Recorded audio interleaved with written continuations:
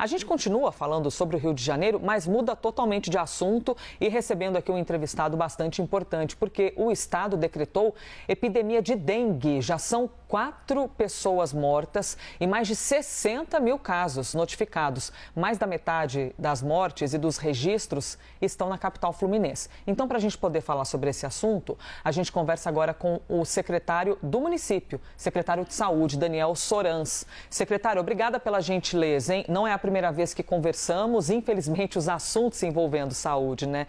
Eles são urgentes e esses assuntos que precisam de atenção. Então, quero começar lhe ouvindo, por favor, o que exatamente neste momento vocês estão assim pedindo para mais do que pedindo para a população, mas vocês fazendo para conseguir evitar a disseminação da doença. Bem-vindo mais uma vez.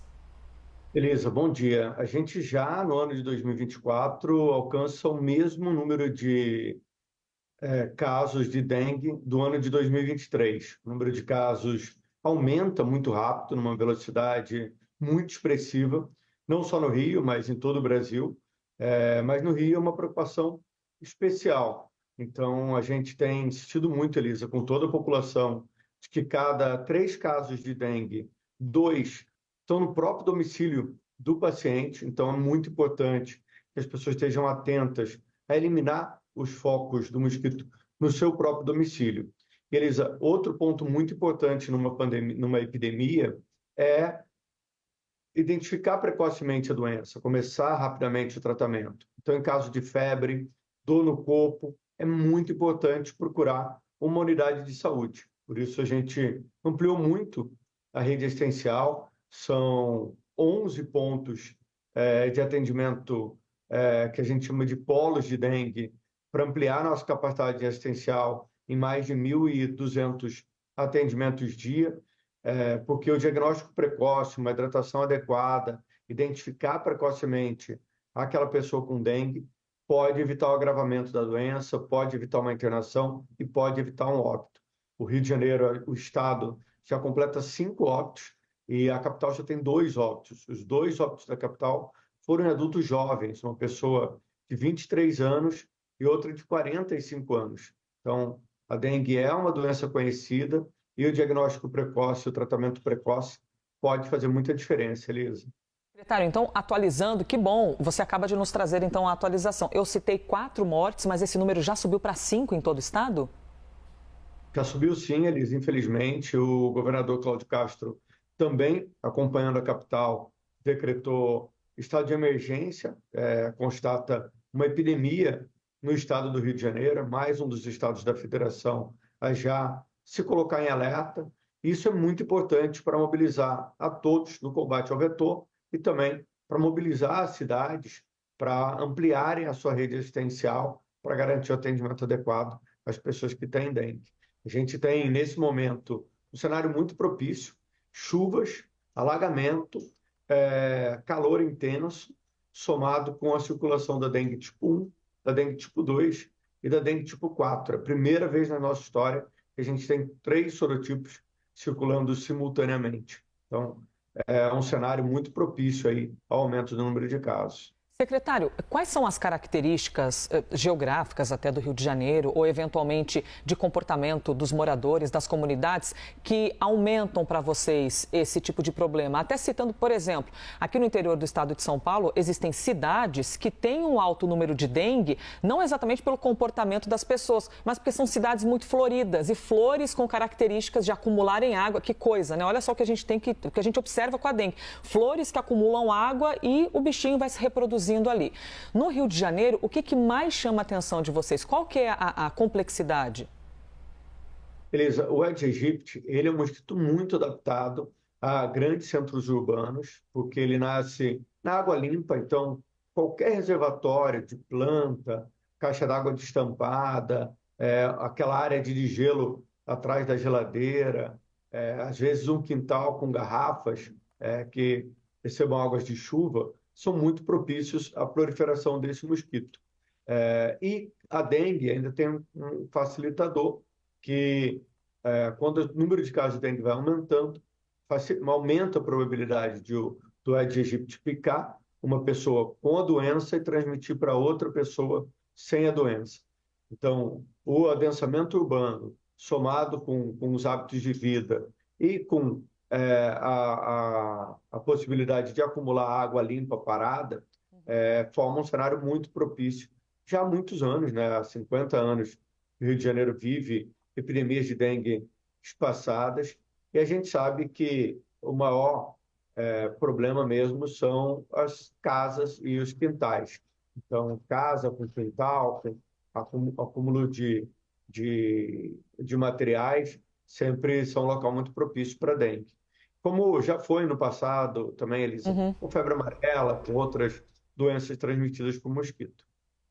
Secretário, sobre vacinação, eu estou aqui ainda, está reverberando na minha cabeça 5 mortes, né? Inacreditável a gente perder 5 pessoas por causa da dengue. Imagina a dor dessas famílias. Quanto à vacinação, é muito recente, né, que a gente começou a acompanhar esse ritmo de vacinação. Aí na cidade do Rio de Janeiro tem havido a vacinação? Inicialmente era apenas um público, certo? De 10 a 14 anos. Qual que é o ritmo de vacinação hoje na cidade do Rio de Janeiro? Ou é só em outras cidades do estado?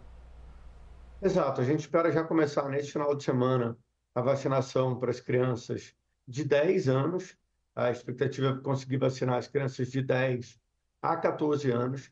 E também aqui no Rio de Janeiro, a gente está testando a vacina para dengue, a vacina da Quedenga, numa região específica, na região de Guaratiba, com o público de 18 há 40 anos. Então, a gente tem duas estratégias de vacinação na cidade do Rio de Janeiro que vão tomar mais escala essa semana. Elisa, talvez seja a única forma da gente eliminar a dengue, igual foi feito com a febre amarela, é com uma vacina bastante eficaz contra esse vírus aí tão terrível, né? Secretário, só confirma, o senhor falou agora há pouco sobre diferentes sorotipos circulando na cidade. O senhor pode explicar para a gente o que seria isso exatamente? São como diferentes versões da dengue circulando? Elisa, a gente tem quatro tipos de vírus da dengue, quatro variantes. A gente tem a dengue tipo 1, a dengue tipo 2, a dengue tipo 3 e a dengue tipo 4. Dependendo do período epidemiológico, dependendo da sazonalidade, esses vírus circulam de maior e menor intensidade. Então, hoje, a gente tem no Rio de Janeiro 3 sorotipos identificados circulantes, a dengue tipo 1, 2 e a dengue tipo 4. A pessoa, quando tem dengue, ela fica imune a um desses sorotipos, só que não ao outro. Então, como são diversos sorotipos circulantes pela primeira vez, quase toda a população não está imune. Então, isso aumenta ainda mais o número de casos e a probabilidade da gente ter mais casos de dengue na cidade. Nossa, que agonia, que nem durante a pandemia a gente viveu isso, né? Ah, será que a vacina vai conseguir conter todos os tipos? Aí tem uma cepa diferente, não tem? Então o secretário atualizando para a gente que são 3 tipos diferentes, vou chamar de versões, né, da doença, circulando na cidade do Rio de Janeiro, que aumenta ainda mais a gravidade. Pedro Duran também está aqui, secretário, para fazer-te uma pergunta. Tudo bem, secretário? Bom dia. A gente sabe que hoje a dengue está chegando em cidades brasileiras onde ela nunca chegou na história. Não só aqui no Brasil, mas na França, em outros lugares do mundo, a dengue está batendo na porta pela primeira vez. E por falar em bater na porta, no Rio de Janeiro, vocês não só estão batendo nas portas para poder conscientizar as pessoas, mas estão entrando nas casas onde há risco de algum tipo de criador do mosquito. Da última vez que a gente falava, o senhor dizia em 180 casas que já tiveram entrada forçada pela Prefeitura do Rio de Janeiro. Queria que o senhor explicasse como é que tem sido esse movimento, não sei se esse número atualizou, e como é que funciona quando um agente entra dessa forma na casa de uma pessoa, que tipo de foco ele observa, é a piscina, é alguma coisa relacionada ao jardim? Como é que é feito esse trabalho? Pedro, é isso mesmo, né? Com as mudanças climáticas, com o aumento das ondas de calor, a gente vê um aumento de número de casos em locais em que a gente não tinha tantos casos de dengue. Você pode ver alguns estados brasileiros, algumas cidades que historicamente não tinham dengue, começam a ter. E a gente, aqui no Rio, infelizmente, ainda tem pessoas que não se importam e que deixam acumular focos de mosquito em áreas de difícil acesso, em casas fechadas, em casas abandonadas. Então, por isso, Pedro, o prefeito Eduardo Paes fez um decreto que autoriza a Secretaria de Saúde a entrar compulsoriamente em domicílios que não permitam a entrada do agente de vigilância em saúde. Então, recentemente, a gente fez uma inspeção num domicílio que tinha mais de 200 focos de dengue espalhados na mesma casa, no mesmo domicílio, em que o agente não conseguia entrar. Essa casa foi multada, o dono do estabelecimento foi multado 2 vezes. A gente conseguiu eliminar os focos ali, mas o dano que ele causou para aquela região toda não tem tamanho. Então, a gente tem feito muitas dessas visitas. O agente de vigilância em saúde notifica aquele proprietário. Após a primeira notificação, a gente publica em diário oficial e faz a entrada compulsória junto com a Guarda Municipal. É uma medida que a gente não gosta de fazer, que é uma exceção, mas infelizmente, Pedro, tem sido necessário. Secretário, mais uma pergunta muito importante para fazer-te, para a gente gerar informação para quem nos assiste. Os primeiros sintomas muito básicos, assim, o que vocês estão observando aí no Rio de Janeiro? E se dependendo dessa cepa, desse sorotipo, o sintoma pode mudar? Elisa, os sintomas é praticamente igual, ela pode variar um pouquinho de pessoa para pessoa, mas a febre é um sintoma principal. Ela está presente em quase todos os casos de dengue, em mais de 98%. Depois da febre, a gente tem a dor no corpo e tem uma dor muito clássica, aquela dor de cabeça atrás dos olhos, que o médico chama de dor retroorbitária, que a gente chama de dor retroorbitária.